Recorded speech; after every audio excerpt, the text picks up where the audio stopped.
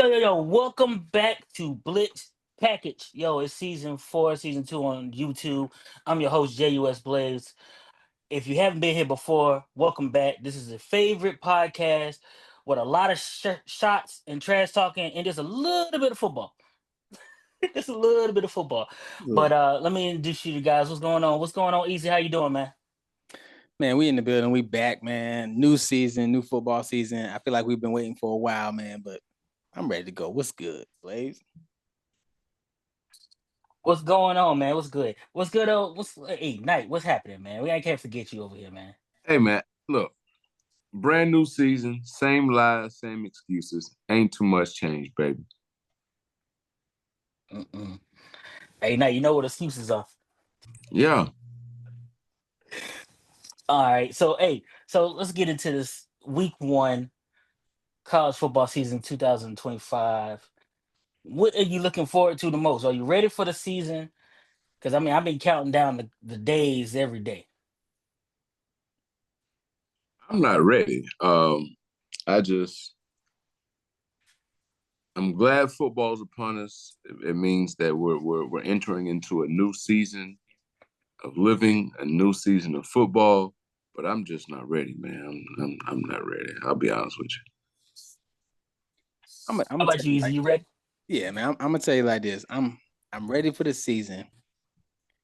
Like Knight said, the external factors ain't ready for it, but you know what? I mean, I'm ready for it. All right, so let's talk about this. What do you think about these new uh CFP matrix? You mean like the 12-team playoff, or No, now they're adding strength of record in here and different things of that nature. I mean, You know, some teams and some conferences have been crying about their schedule tougher than everybody else's conference, and changing their going from 8 to 9 because all everybody else is 9 games. I mean, everybody 9 ain't the same. You know what I'm saying? yeah. I mean, I feel like you gotta play who's in front of you, who your opponent is, and I like the fact that there's a 12-team playoff, so the conference winner is going to get an automatic bid. So to eliminate all the noise, you win your conference, you ain't got no issues.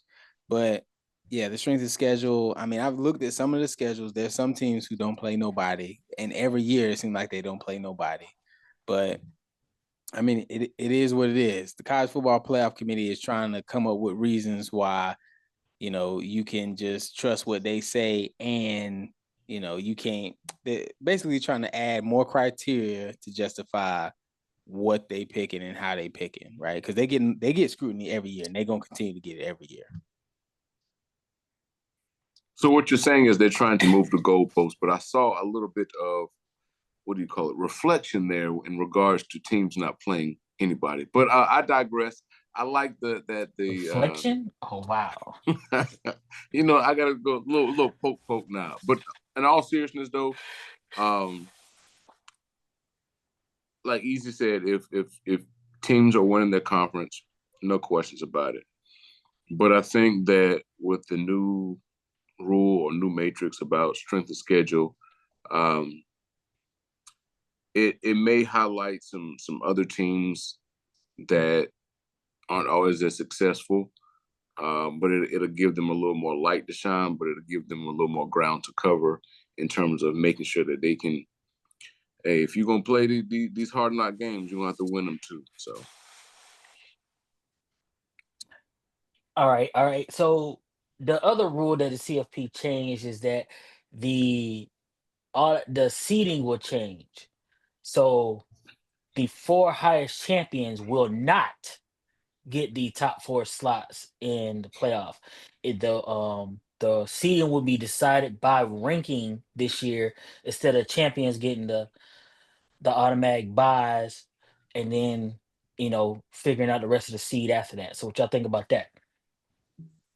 I don't know if I heard that one, Blaze. You might have to explain that one to me. So if you So win the so last championship, year, yeah, I yes, get it. You get the top 4 if you win the championship, but So if you win the championship, you automatically in, but you don't get the top seed, or The champions, the top four, the buys in the top four are going to be based off your the CFP rankings, not the fact that you won your conference. so if you 25 and you win the conference, what are we You saying? in, you You, in, but you're gonna get the lowest seed. You're gonna get so you know 12. 12. Okay. I mean, that makes sense. That makes So it basically ensures to me. I think it's kind of pooping on the little guy, because that ensures to me that the group of five champion will always have the lowest seed. the group of 5 champions will have a lower seed. Yeah, because the automatic qualifiers, automatic bids are the four power four champions, and then a group of five champion, the highest ranked group of five champion. So the highest ranked group of five champion will pretty much always, depending how, unless you have some teams that have some really bad seasons and they still get in, pretty much gonna always be 12. They're gonna be 10, 11, 12, one or three. They're never gonna get a bye based on their CFP rankings. I'll say it since nobody else gonna say it, right? This is all coming down to dollars, and it doesn't make sense. There, we're coming to a time in college football where individuals who are making these decisions are not apt or don't really have a knack for the game, but they have a knack for the fiscal contributions that it rewards them with. Um, I just want some football. I just want some good, solid football. I want some good, solid competition. But we're far beyond that at this point. It's about money, money, money. And all this trails back to is NIL. 100% agree with you, Knight. That was a great point that you just highlighted.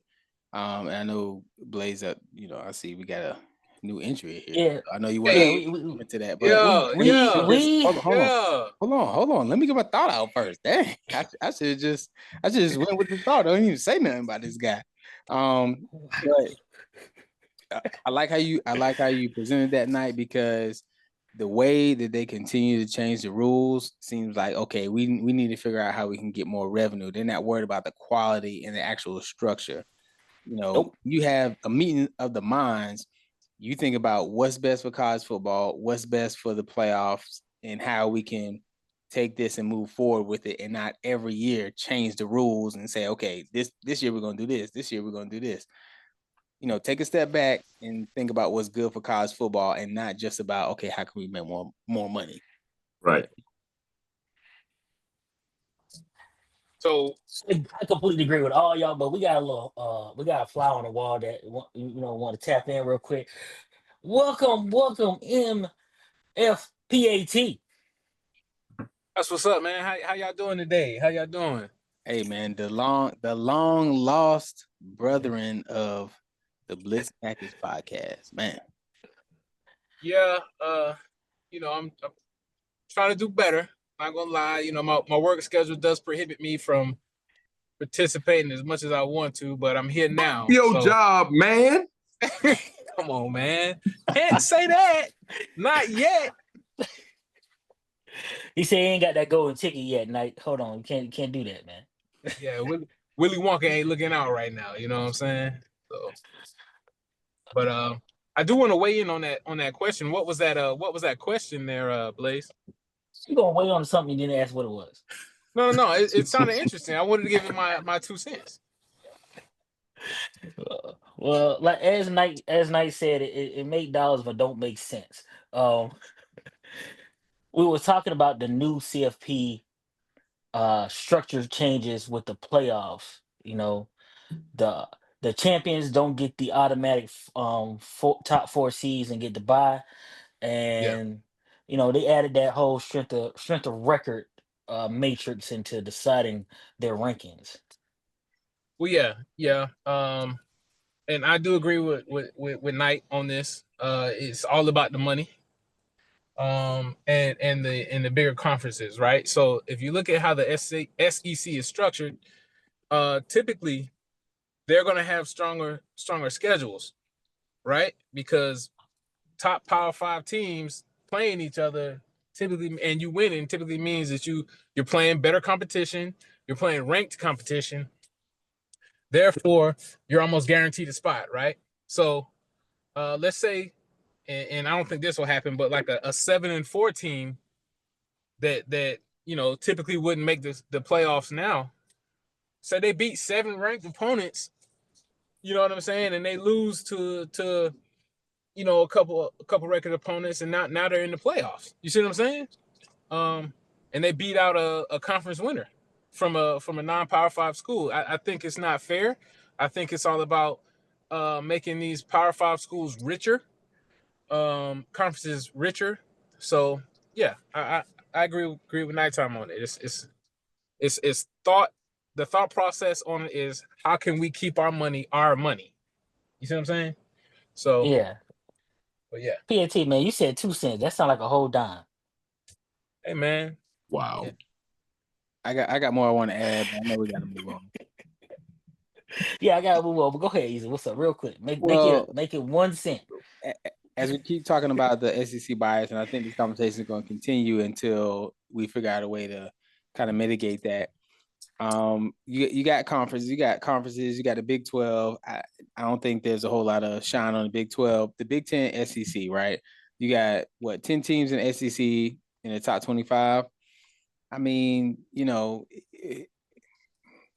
it's just a lot of history there, and I don't know if the viewers just like to see SEC teams play more than others, but if we somehow figured out how to level the playing field and just say, hey, we're going to take the top X teams from the SEC, top X teams from the ACC, and that's how we're going to do the seeding. I mean, I don't know. Well, I mean, okay. So Easy, I appreciate the live. I'm coming through with the jam. Because we talking about, possible bias and things of that nature. And as we get into week 1, because we're gonna start talking about this stuff right here, and this next on the thing, you know, the 3 out of 4 of us are ACC guys at heart, okay? And the ACC got to put up a shut up at this point. And when I say that is, they got 7 week 1 matchups, not including week 2, not including week 3, or the end of the season with the rivalry games. We got 7 week 1 matchups versus other Power 4 schools, and at least half of those against the SEC. Like, we got to put up and shut up. We can't keep pounding the desk talking about, hey, yes, Clemson has won 2 national championships in the playoff era. The Florida State won the last championship of the BCS before it went to the playoffs. We can't keep pounding on that. We got to actually put up on the field and shut up, because the problem is that when North Carolina line up against South Carolina and they play on a neutral site, North Carolina running home with the tail between the legs. You know what I'm saying? When NC State plays Tennessee on a neutral site, I thought it was some wolves out there. Wolves ain't supposed to get beat up by no volunteers. Come on. And that's Yeah. the problem. This year, week 1, the ACC can make a statement. You don't have to win all of them, but come out with a positive record at least. percentage-wise, right? Yeah, I Like, mean, it's 7 matchups against Power 4. We're not including some other ones, but Power 4, you need to at least come out 4-3. that's a good point. The way they set it up is they are trying to let the teams write the story for them so they don't have to make these hard decisions. But I agree with you. Now I'm looking at, I mean, we might be getting into it later, but if I'm looking at a South Carolina and a Virginia Tech, come on, man. Like, that's not, like, I fully expect South Carolina to handle their business in that one. So, I mean, Well, I mean, okay, we might get into it later, but like I said, with those 7 matchups, you got to come out positive. You can't come out I'm two not and making no five. excuses. I'm not trying to make no excuses, Blaze. You right. We can't continue to not show up and then complain about the fact that, you know, we got SEC bias out here. So yeah. Yeah, It's not yeah. your fault. Blame your boosters. You say, hey, they got bread over there, huh? Hey, Well. I'll put it like Tobacco this. Y'all, Road, they look, got money. Tobacco look, Road got money. y'all just got within the last 2 years. Y'all probably got another $1 billion by adding SMU. So y'all might be all right. You right, because they got some cheese over there. They yeah, got it, boy. it's some money down there in Texas. I'm not gonna lie, but I think like when I look at it, you also got to look at it like this: like when the ACC has 2 or 3 of their top schools trying to jump ship to go to the SEC, that's a contributing factor as well. You know what I'm saying? Like you're making the conference look weak every time you want to exit. And then you want to go to the SEC. And we sit here and we talk about SEC bias. You see what I'm saying? So, Hold on, you know, hold on, Pat. I gotta stop you. Come on, PAT. I gotta stop you because they they're not trying to leave for the SEC bias. Let's be honest. What no, it no, no, is, no. it's I'm not called. I'm not saying they're leaving for the bias. They're leaving because it's considered a stronger conference. There's more money in the conference. There's more competition in the conference. You know what I'm saying? That's why they're leaving. I'm not saying that they per se buy into the bias, but it doesn't look good when your top schools, the top 3 schools, let's look at it. You got Florida State wanting to bounce, and I'm not saying they're a top school in the SEC, in the ACC anymore. Clemson wants to bounce, right?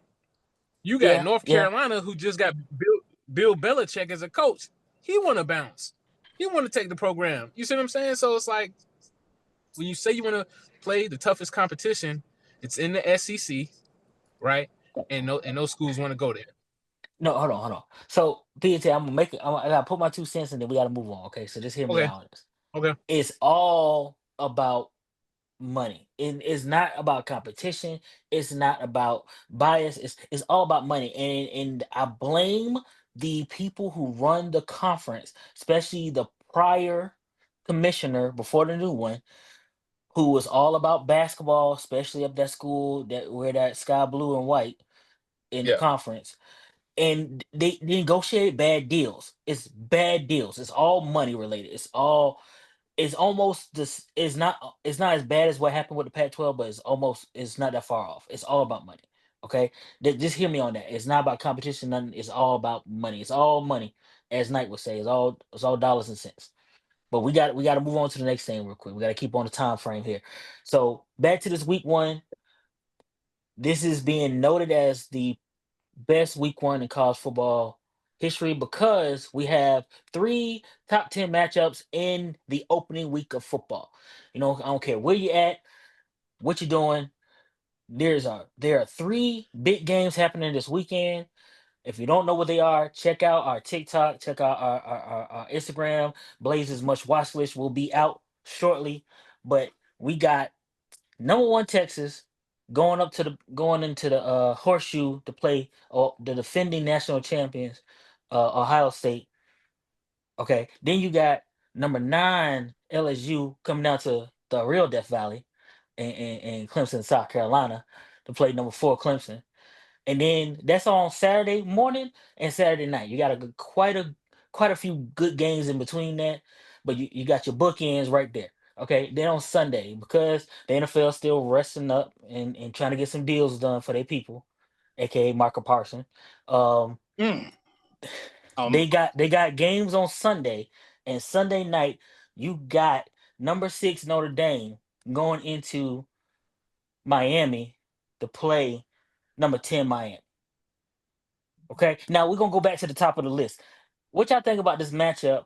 And everything's being talked about what Ohio State lost and what Texas got coming in with Mr. Manning. We finally gonna see him start and play a whole game. Come on, Knight. You over there thinking too hard. Come on, come on. Let him marinate. Come on. Like in any beautiful home and some nice Southern architecture, you're going to see an arch, right? So I really want to see what this Manning is going to do. I really want to see how, as a key performer, as a legacy name, as a legendary member of a football dynasty, I really want to see him step up and perform well. But any given Saturday, any given Sunday, any given Thursday, but I would like to see Texas take it though. So you throw your pick out there. You got Texas on it. That's what I said. Okay. All right, easy, real quick, man. Come on, we got to keep these game looks moving. Yeah, I What think you I got? heard PAT laughing, so I really want to hear what he got to say. But Oh, come on, PAT. I mean, we talk. Go. Okay. Okay? So we talking Texas, Texas A&M, right? Texas and Ohio State, the Longhorns. Yeah. So, it's definitely put up a shut up for Arch Manning. You know what I'm saying? Because, they got him, I think, number 2 in Heisman running, preseason Heisman running. I think they got your boy Cade first, maybe, but they've been alternating. So I think Texas is gonna have to come out strong, and to be honest with you, I think Ohio State gonna get that one. I think Ohio State gonna get that one, man. PAT out here with the Buckeye love. okay. So one, Cade is number 1 All-American, and Nussmeier is number 2. I think I'm talking Heisman. 3. Bro. Oh, you talking about Heisman?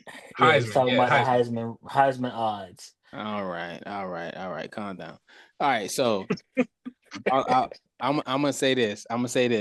Ohio State, new quarterback. They lost a lot. Yeah, they won the championship, but it's a lot to be said there. Texas defense is nice. I expect this to be a defensive game. Arch Manning does have some experience, not a whole lot, but Sarkisian, it's gonna be tough. Ohio State's at home, so they got the advantage there, but I'm taking Texas. Man. All right, so Knight's taking Texas because he want to see Archie do his thing. PAT say he thinks Ohio State gonna win at home, and you taking Texas because Ohio State lost half of their defense to the draft, right? Amongst new quarterback issues as well. Okay. So I'm gonna go. I'm gonna take the Longhorns too, only because I just can't find myself picking Ohio State. Ohio State does have the number 1 receiver in the nation. But if you can't get the ball to him, does that really matter? There you go. Hey, according to the reports, Ohio State has the number 1 offensive player in the nation, and as well as the number 1 defensive player in the nation. So, but hey, if you can't, if your quarterback getting shell shot, he can't get the ball to the man. So, but I'm taking the Longhorns just because I feel like Ohio State lost too much off that championship team. That's just the real football outlook of it. All right, so next up, and me and Easy gonna go last, and we're gonna promise we're gonna keep it quick. LSU, Clemson. We talking about 2 teams who made significant changes at defensive coordinator and did some changes on their defense because last year defense was the issue. They got Clemson has a lot of offense returning. Most of their offense is returning from last season, with the exception of this a couple skill spots and 1 offensive lineman, and then you got LSU who lost their whole offensive line, but bringing back their quarterback, who's looked at to be a top draft pick, possibly number 1, depending on how things go. And they got some speed out there in wide receiver. The receivers ain't no punk. But kick it off, Knight. It's SEC, ACC. And learn how you feel about it. Kick it off. I don't like this matchup. I don't. But if we're just speaking analytics, LSU has lost a great deal. But I have some things I want to watch and I want to see with Clemson. So I'm gonna go number 4 Clemson. All right, Okay. I guess it's my turn. You know, nighttime came out the gate. I don't like it. I don't like it one bit. You know what I'm saying? But you know, hey man, I'm going Clemson because of what LSU lost. I do think they got a good quarterback, decent quarterback. But I think Clemson just has a little bit more firepower right now. They got a little bit more firepower, a little bit more something to prove after taking that L to Texas in the bowl game. I think they want to get off and start the season on the right foot. So I'm taking Clemson. All right, hey, easy, real quick, man. Come on, what All you right. think of the game? Hey man, we got a lot of experience in a lot of positions. Running back is the only one that I'm really maybe concerned about because we got some new faces there. I mean, I think the game is going to be won or lost in the trenches. Our D line, you know, we got some probably first rounders that are it's their last year. It's put up or shut up. So we got TJ Parker and we got Peter Woods. I'm expecting a lot from them. We got transfers. We got weapons on offense. So I think it's going to be a little bit of an unmatched situation. Cade is a mobile quarterback. He's a dual threat. Nussmeier, he's a gunslinger, and he has some receivers that got some speed. We got we got some experienced DBs. But let me just say this, Blaze. If we can just tackle, right? The fundamentals, please. Yeah, I got you. I got you. So, I mean, if you can't tell by the screen who I'm going with, I'm going on my alma mater here. We all wearing all orange this weekend. Coach said no purple this weekend. We don't want nobody to get confused out here in the streets. Um, Either I disagree that you saying that you worry about the running back. I'm not worried about running backs. I think I'm worried about the safeties only because we have some experience, but a little competition back there. I'm not sure who's gonna grow out there. But hey, the game's gonna be won as long as we can get to Nussmeier. If their five new offensive line starters can hold up against our defensive line on the road, then we have a bigger problem. That's all I'm saying. So go Tigers, and that's Clemson Tigers. Okay. We're gonna get to the next matchup. We got Notre Dame at Miami down in South Beach. Easy, I'm gonna take it to you. Like you love South Beach down in the streets. Oh yeah, Go with you you know I first. love me some South Beach now. This is a tough one because I'm gonna be honest. Um, you know, Carson Beck, he's unproven down there in Miami. He didn't have a great, way out there in Georgia. Miami has been challenged. It is the U, and Notre Dame's coming off a national championship, right? Okay, so yeah, they don't have Riley Leonard anymore.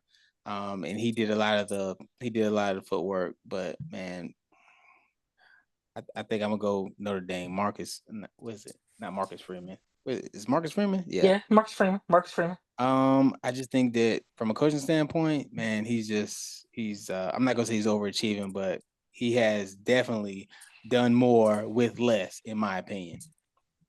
Okay. All right. PAT, what you got, man? Hey man, I'm kind of feeling the same way Easy feeling about Miami in the quarterback situation with Carson Beck. I think Miami, being ranked number 10, I believe, they got a lot to prove, and that's one of them ACC teams that is gonna have to work because Notre Dame is independent. You see what I'm saying? But they made it to the championship and lost. Wait, no. Yeah, Yeah. they Yeah, they made it. lost. They made it to the championship and lost. So if Miami can pull this one out, it'll bode well for the ACC. However, it's going to be a dogfight. I think, like Easy said, Marcus Freeman is a great coach, and he has done more with less. We've seen some coaches go to Notre Dame and start out nice, and then really just crap the bed. But Brian it Kelly. looks like, yeah, it looks like Look. Marcus Freeman is kind of got them boys playing the right way. So I'm actually going to take Notre Dame in this one. So Okay. that's where I stand with it. Knight, who you got, man? All right, so Whose I'm gonna thoughts put who it you to you got? like this. I'm gonna put it to you like this, right? Okay.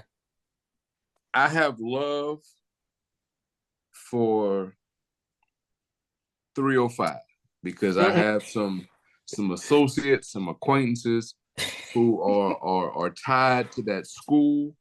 A good friend of mine, father played and a brother played for Miami. But I need to bring it back home because my mother's maiden name is Freeman. You understand me? So where I'm going with this, I did it. I just need some of that good old Rudy luck. So bring it on home, Notre Dame. And I want to give a shout out to my old boss, Frank the Tank. He went to Notre Dame, solid guy. So I'm rocking with you, Frank. Let's ride. To be frank, man, make sure you like and subscribe the video. Since we're talking all nice old friends in 305, like and subscribe. That's BlitzPackage on your YouTube channels. Everybody like and subscribe. There we go. Hey, so who I got right here? I'm going to go on the limb. You know, PNT was the only person to pick Ohio State. I'm going to be the only person to pick Miami because I just don't trust Notre Dame's offense. I do not trust their receivers. I do not trust their quarterback. The only thing good about that offense is 3 yards in a cloud of dust, and I don't think that's gonna hold up against Miami's defense on the road. If they were playing in South Bend, I'll be taking the Gold Domers. But they playing down in South Beach and it's hot, and they're gonna sit there and try to run the ball all day. Them boys ain't gonna be with it. Cam Ward ain't behind the helm no more, man. Yeah. I don't trust Notre Dame's offense. Like you said, Riley Leonard's not back there. So you trust Miami's offense? Easy. Hey, y'all, hey, don't forget who's in the household. I trust Carson Beck. I don't know why. I don't know why, because Inferno was happy. I seen a lot of tweets on that one on the way out. So yeah, she did put a lot of tweets out there. Hey, easy. You and I both know we're somewhat familiar with MIAO in 305, correct? So much like a professional team, an NFL team, certain teams and certain schools haven't been great since they took a particular item out of their regiment and out of their program. So let's be reminded of that. Hey, you know what I mean? Yo, Knight, man, we just gonna pick these games, these next couple games. I just need a pick. I don't need no analysis. Just tell me who you got, okay? You going left or right? Ain't no in between, okay? Okay. All right. Okay, so we're gonna kick it off with your alma mater, Knight. Virginia Tech, South Carolina. Carolina, left, right, center. Let's go. All right, easy. Who you got, man? I'm rolling with Knight on that, man. Carolina all day. PAT, who you taking? I'm taking South Carolina. Okay, so clean sweep. Nobody got love for the gobble goggles. No hokey pokey in here. I got you. All right, Alabama FSU. PAT, Alabama FSU. Just tell me who you got.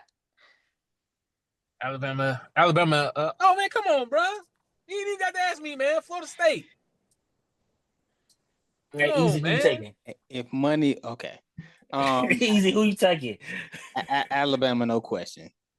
Dog. We ain't say who I'm betting on. We say who I'm taking.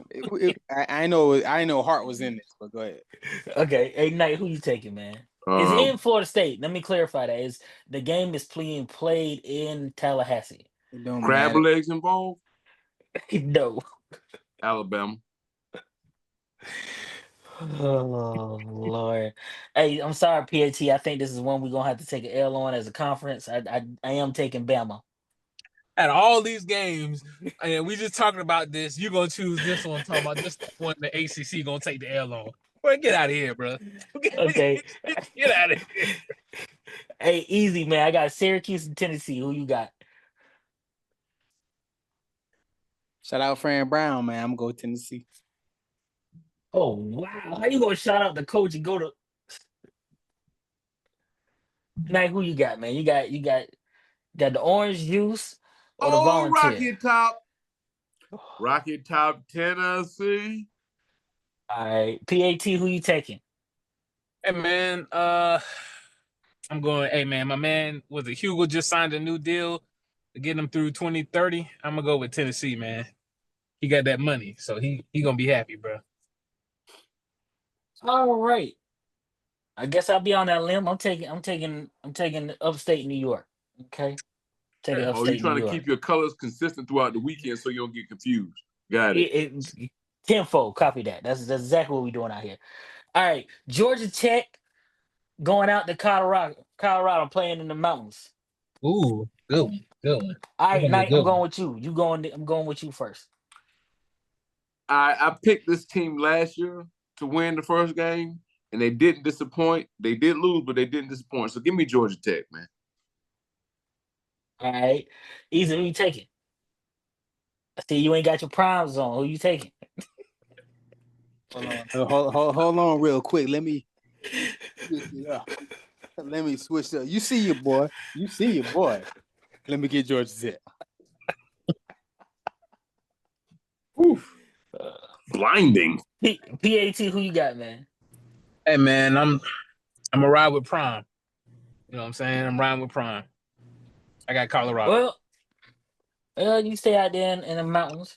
I'm taking Georgia Tech. You ain't got to do them like that, Blaze. Hey, hey, and the last game of the week, yo. This is the last game of the week. We got TCU going to Chapel Hill to face Bill Belichick in his first game as a college head coach. The debut on a that's that Monday night game. After you done ate all weekend, Monday you done chilled in the pool. Hey, relaxing, just get you a plate, sit in front of the couch. You gonna have Bill Belichick on TV. His uniform gonna look a little different. Still gonna have the sweatshirt on, but we got TCU playing at North Carolina. Who you got, PAT? We're gonna go like that. Come on, PAT. You know what? Bill Belichick's first game. I'm gonna take them Tar Heels, man. Okay. Easy. Who you got, man? Yeah, they're gonna take that L. I'm going TCU. Night. Give me TCU. His girlfriend's too young.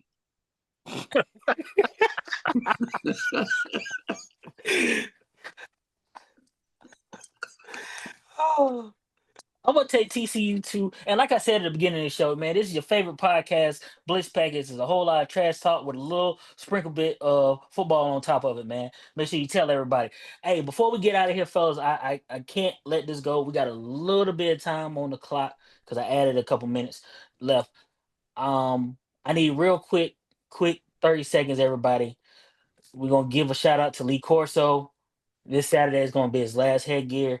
So anybody want to share a quick keyword PAT, quick 30-second spot on a favorite moment from Lee Corso? Because I mean, the man 90 years old. We've been watching college football. He's always been on the screen for us. Um, I don't have a favorite moment. You know what I'm saying? But I just want to give a shout out to Corso. You know what I'm saying? Florida State alumni. You know what I'm saying? Illustrious career. He set the example for a lot of people, man. He's can never be replicated, never duplicated. So, I shout out to Lee Corso. So I got. Like easy. I got something. Y'all good on that, man. Nah, I want to share a special moment with my brother. We share the same birthday. So Lee, Oh wow. I really appreciate you. You picked the Gamecocks when nobody else would. You stood 10 toes down and you showed out for the South Carolina Gamecocks. So we really appreciate you. Thank you for all your time. Thank you for all your correspondence over the years. Hey, we really appreciate you, man. Leos, let's go. Yeah, all I want to say is game day has been a staple for college football for a long time. Anytime you have somebody who has been doing it for a while and just kind of has that niche that everybody looks forward to, it's going to be something hard to replace, right? So, just like Stuart Scott was on ESPN, I think it's going to be kind of one of those things that's just missed from college game day. So, you know, shout out to him, and we'll see what the ride is like from now on, man. Hey, and lastly, I'm just gonna say, man, hey, shout out to Lee Corso, appreciate it. I have drove down to Clemson multiple times just to be a part of game day, just to be able to see you in person, personally. Now you ain't gotta look at that. Me and Easy were there together. PAT was there too. We went down there a couple times to see Lee Corso. And actually, every time Every time except that one time I don't want to talk about, we won when it was there. When he Yep. was there. That one time. 2013. See, Okay. you get that, bro. I did. It's okay, man. We honoring the man. It is what it is. But hey, shout out Lee Corso. Hey, game day will not be the same without the headgear pick, and they will not bring it back. If they do try to do it with anybody else, man, we gonna pull up. We black gloves, black mask, everything. Okay. Whoa. Calm down, Hey, Jamal. man. Don't pull out the 9. Hey, but hey, like I said, man, that's PAT in the dark. Yep. That's easy in the back. Hey, Knight's always on the left, on the right. He might fight. Hey, I'm your host, JUS Blaze, man. Tell a friend, tell another friend, tell everybody in the barber shop. Hey, Blitz Package back. Go like and subscribe. We out. Which one of y'all? Yeah. Oh.